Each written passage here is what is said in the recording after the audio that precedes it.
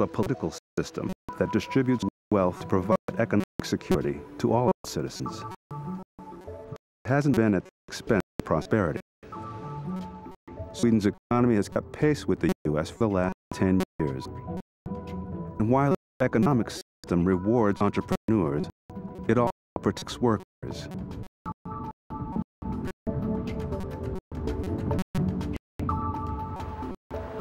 Sweden is a country very much dependent on free trade.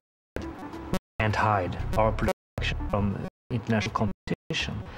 But globalization also means greater demand on public policy and public efforts to see to that it is an environment possible for individuals to live and to have a good life. And thereby, globalization also means that you must have taxes high enough to have resources to help people to get the skills, the support they need to be able to come back. Sweden continues to evaluate how much support to provide its citizens. For now, Swedes are guaranteed a college education, health care, 5 weeks paid vacation, 16 months paid leave for new parents, and much more. And these policies seem to make a difference. The average Swede lives nearly 3 years longer than we do. For this security, Swedes willingly pay more taxes than Americans do. This helps to ensure that health is not dependent on personal income, wealth, or job security. Man tittar ändå välfärdssystemen, alltså, så får man brukar säga, och man faktiskt rätt så glad att man ändå bor och lever i Sverige. Jag menar, det, ja, man kan inte tänka sig situationen. Jag menar 50% a-kassan, och sen man vet vad händer med mina barn, vad händer med min familj. Allt ska jag behöva sälja hus, sälja bil. Jag förstår att folk mår dåligt. Jag förstår att folk...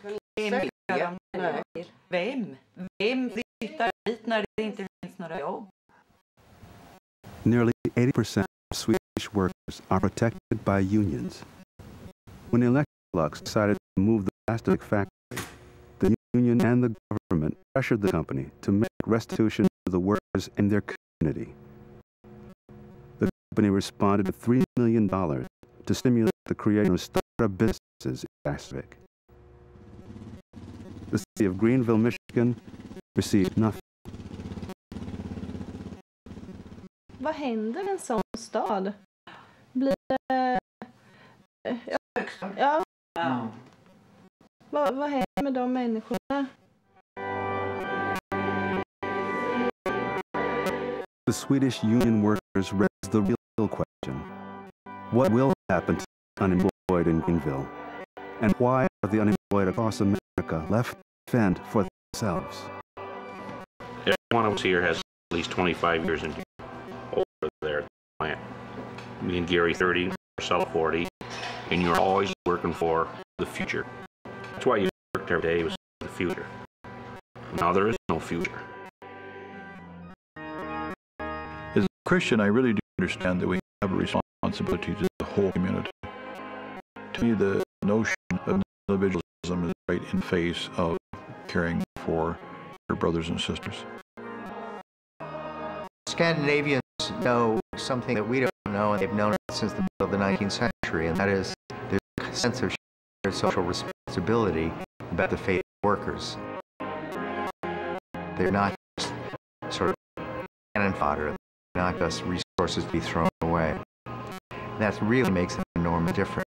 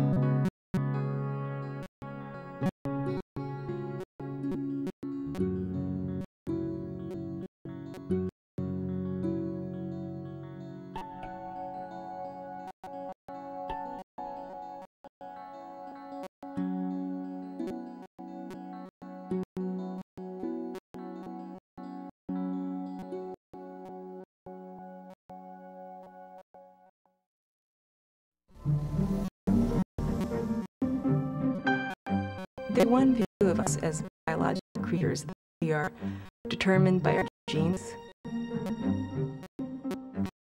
What we see in our biology is somehow innately us because of who we were born to be. What that misses is that we grow up and develop. We grow up as children, we grow up as adults, and continue. We interact constantly with the world in which we are engaged. That's the way in which our biology actually happens. We carry our history in our bodies. How could we not?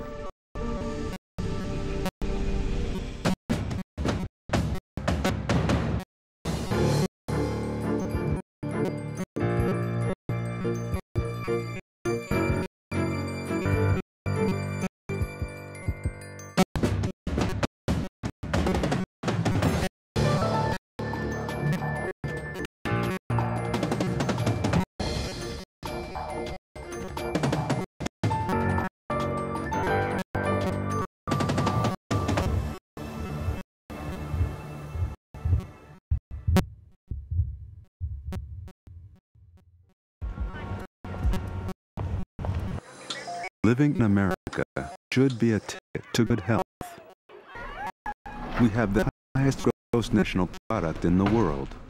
Very happy to finally have sold my cars in one location. We spend $2 trillion per year on medical care. That's nearly half of all the health dollars spent in the world. But we've seen our statistics.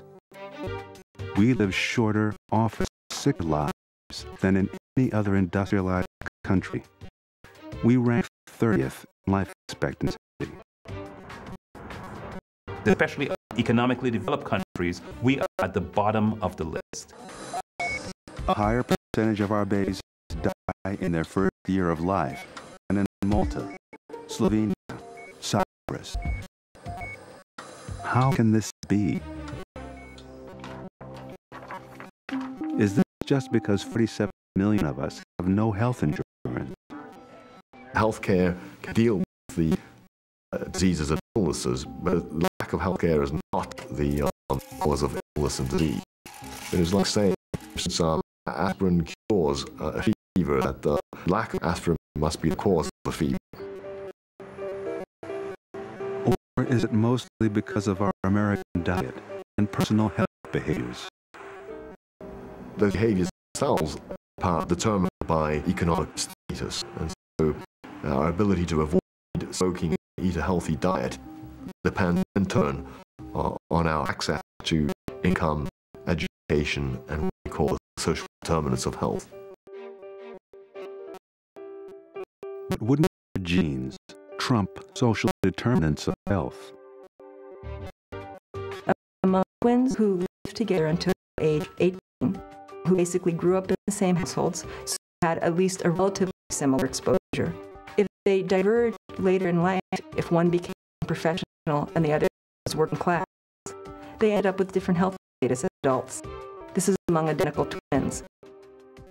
Written into our bodies is a lifetime experience, shaped by social conditions and policies that can determine who will be sicker, who will die sooner.